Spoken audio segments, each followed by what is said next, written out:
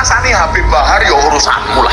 Tapi lah sekelas Habib Lutfi mau rasani gila ya orang waras. Habib Lutfi itu Rois Am seumur hidup Jakman, Jamaah Ahli Thariqah An-Naqsabandiyah. Beliau merupakan presiden ulama sufi sedunia. Beliau mengatakan apa? Saya malu kalau dipanggil Habib. Saya malu kalau melihat Habib mengatakan di dalam tubuh saya mengalir darah Rasulullah. Dia mengatakan apa? Aku lebih bangga dikatakan sebagai orang Indonesia, lebih bangga dikatakan sebagai orang Jawa dibandingkan saya dikatakan sebagai orang Arab. Tidak menjual kehabaibannya.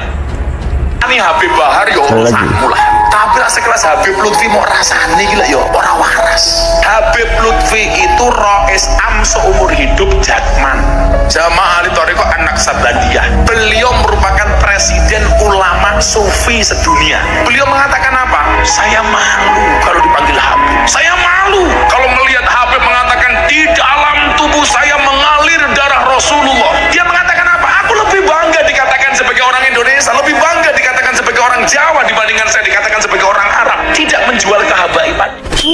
Indonesia tanah air beta, pusaka abadi nan jaya.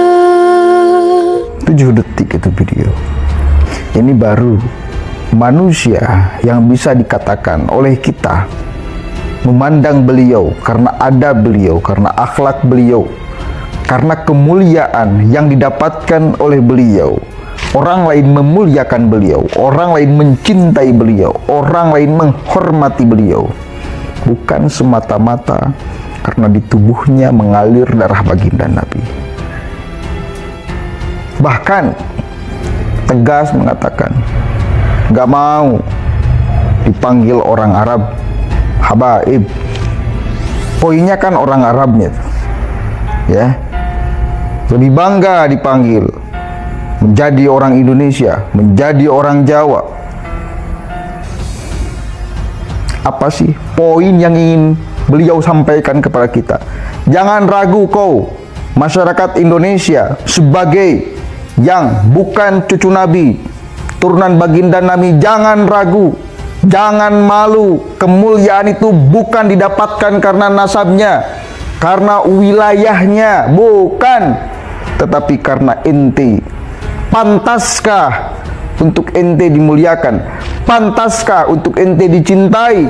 Pantaskah untuk ente dihormati? Itu poin yang ingin beliau sampaikan, makna yang tersirat di balik cerita dari Gus Miftah ini. Bayangkan berstatement seperti itu,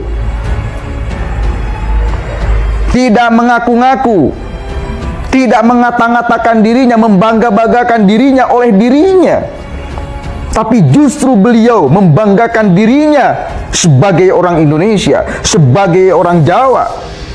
Ini kan, dan beliau malu ketika ada orang yang mengatakan di dalam tubuh saya mengalir darah baginda Nabi Sallallahu Alaihi Wasallam. Malu beliau. Artinya apa? Itu menegur kepada Bahar Smith. Ketika Habib Lutfi malu, ya berarti buruk apa yang disampaikan oleh Bahar, gitu loh. Berarti buruk, berarti buruk. Apa untungnya ngeklaim kayak gitu? Kepada orang awam mungkin ente bakal diuntungkan, karena ya orang Arab awam, namanya orang awam, seolah-olah bisa hanya mengandalkan ngeklaim nasab sampai kepada baginda Nabi. Ini baru manusia yang bisa dikatakan oleh kita memandang beliau karena ada beliau, karena akhlak beliau, karena kemuliaan yang didapatkan oleh beliau. Orang lain memuliakan beliau, orang lain mencintai beliau, orang lain menghormati beliau, bukan semata-mata karena di tubuhnya mengalir darah baginda Nabi. Lalu lantas dimuliakan, lalu lantas kemudian pengen dianu.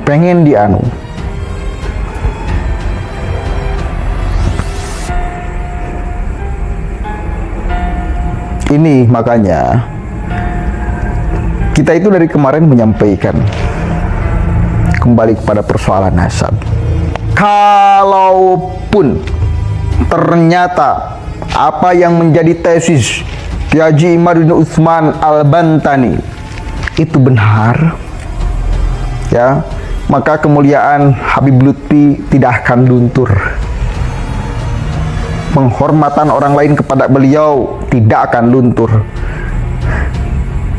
Dan Habib Lutfi saya kira tidak akan takut kehilangan gelarnya sebagai Habib, karena beliau secara pribadi pun nggak mau.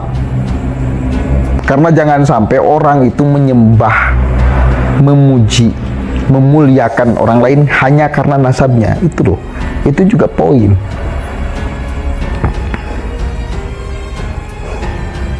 Layakkah ente dihormati, dicintai, dimuliakan? Kan itu poin yang ingin beliau sampaikan kepada kita. Karena pada dasarnya ya kita semua ini cucu Nabi. Kalau mau klaim-klaiman cucu Nabi, ya kita semua cucu Nabi, minimal cucu Nabi Adam. Apakah nggak mulia? Adam mulia. Yang sama aja, kita punya turunan darah yang luar biasa, semua umat manusia. Itu. Jadi kita juga sebagai masyarakat Indonesia jangan keterlaluan akhirnya menghadirkan keburukan, menghadirkan kesombongan dari orang yang kita puji, dari orang yang kita muliakan, dari orang yang kita klaim kita cintai, karena itu menyakiti baginda Nabi Shallallahu Alaihi Wasallam. Kalau cinta kita menyebabkan mereka sombong, kalau pemuliaan kita menyebabkan mereka angkuh, kalau penghormatan kita menjadikan mereka takabur, maka jangan-jangan cinta yang kita berikan, pemuliaan yang kita berikan, penghormatan yang kita berikan bukan malah mendapatkan pahala, tetapi malah mendapatkan azab. Kenapa? Ya karena impactnya seperti itu. Ya dong, menyakiti baginda Nabi.